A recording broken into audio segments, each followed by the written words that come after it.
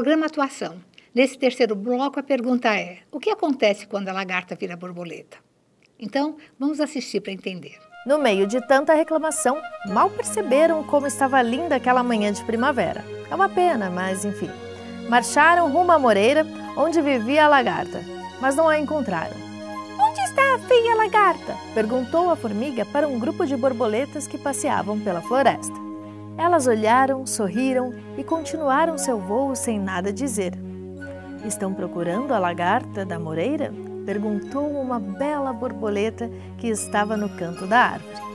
Sim, aquela preguiçosa! Teve a pachorra de dizer a cigarra, como se trabalhasse muito. Pois sou eu, a borboleta disse. Todos ficaram embasbacados com a beleza daquela borboleta e não acreditaram. Não acreditaram? Pois vejam minha irmã se transformando lá atrás. Depois que viram, acreditaram na borboleta. Eu só precisava que vocês tivessem paciência.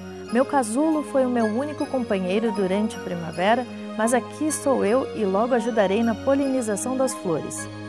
Assim como o casulo e a primavera, o Dai acolheu esses deficientes intelectuais para que pudessem virar lindas borboletas e assim mudar a visão conturbada daqueles que antes só excluíam aqueles que julgavam diferentes. Então, internamente, a gente tem a perspectiva sempre de estar ampliando dentro das condições, das potencialidades desses pacientes, né? Respeitando muito também um pouquinho do centro de interesse deles, né? Porque da mesma forma que a gente busca uma profissão, estuda e se forma, a gente escolheu isso de alguma maneira, por alguma afinidade, eles também têm afinidades com um ou outro setor. Então a gente tenta, dentro do possível, valorizar essa característica e essa escolha, né? Então a nossa perspectiva é de crescimento.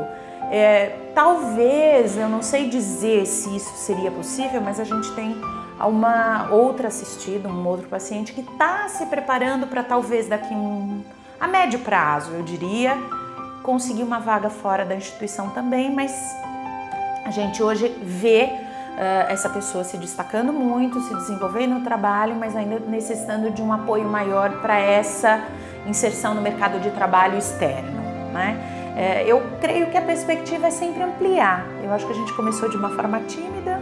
No começo, de fato, contávamos nos dedos quantos pacientes eram trabalhadores internos. Hoje a gente já tem bem mais, né? Atuação, contando que a feia lagarta se transforma em borboleta.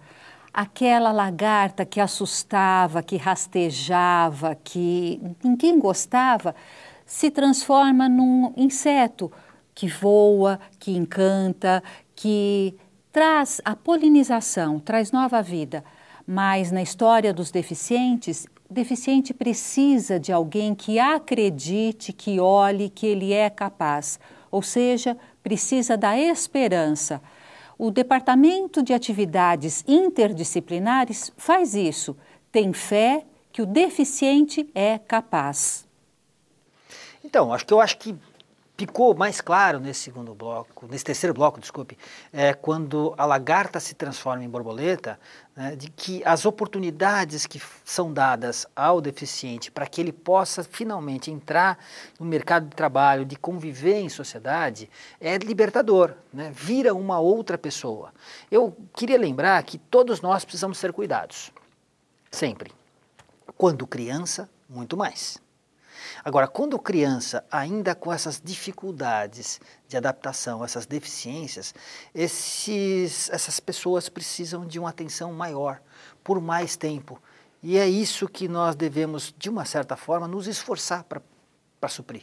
Eu pensei, sabe, no que, Marco? Em visibilidade. Eu acho que quando uma família tem uma criança com algum problema em casa, com alguma deficiência em casa, muitas vezes acaba isolando-se dos vizinhos, a comunidade não a conhece. Então, essas crianças que vão estar em casa, que não vão estar numa instituição, elas precisam ser vistas também, né? Elas precisam ser aceitas. E eu sei que aí entra um outro fator maior, que seria o da mobilidade urbana, né? Que a gente também não tem muitas condições para que essas crianças possam transitar. Mas eu acho que a gente precisa começar a espiar na nossa vizinhança essas crianças invisíveis e poder acolhê-las também, porque isso vai aumentar o campo para elas. Bel, eu vou trazer duas coisas que você está falando. Primeiro, assim, de poder olhar. Poder olhar significa, assim, ter a esperança no olhar. E aí eu vou trazer uma frase que consta do Evangelho. Se tiverdes fé, tudo te será possível. Fé é esperança, esperançar, acreditar que o futuro pode ser diferente. Essa esperança brilha no olhar do outro, né? Porque muitas vezes o deficiente não tem esta condição de pensar-se, né? E uma outra questão sobre a mobilidade. Esse é um grande exemplo de atuação. Vou contar um caso.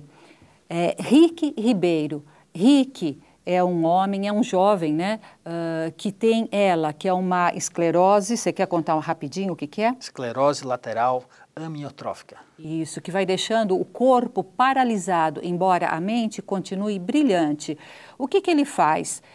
Hoje ele trabalha, olha que interessante, ele está paralisado, mas ele trabalha com mobilidade.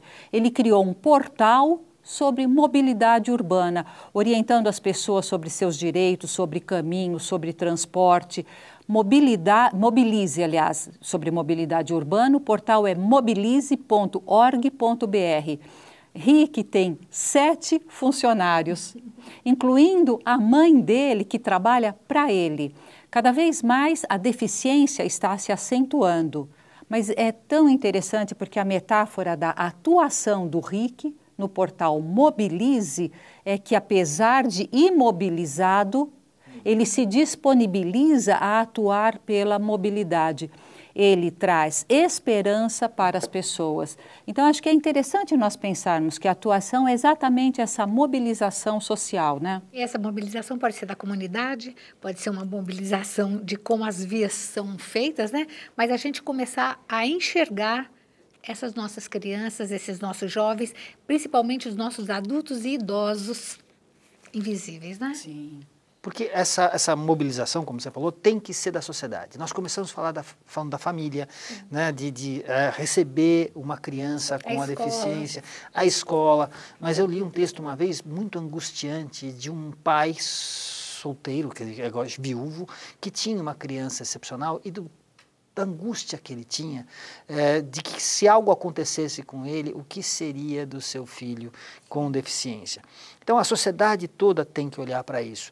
E o olhar que para mim me apareceu, você vai dizer, bom, a lagarta virou uma borboleta quando a criança alcançou uma inclusão social. Mas eu tive um outro olhar que não foi possível eu segurar. Quer dizer, na verdade, aquele corpo defeituoso é habitado por um espírito tão normal quanto eu, né? Então, quando do desencarne, você vai ver ali um espírito com todas as suas potencialidades de novo, né? E é interessante porque, assim, se nós pensarmos do ponto de vista também da doutrina espírita, nós aprendemos que o amor e a caridade são um complemento da lei da justiça. E justiça também significa justiça social.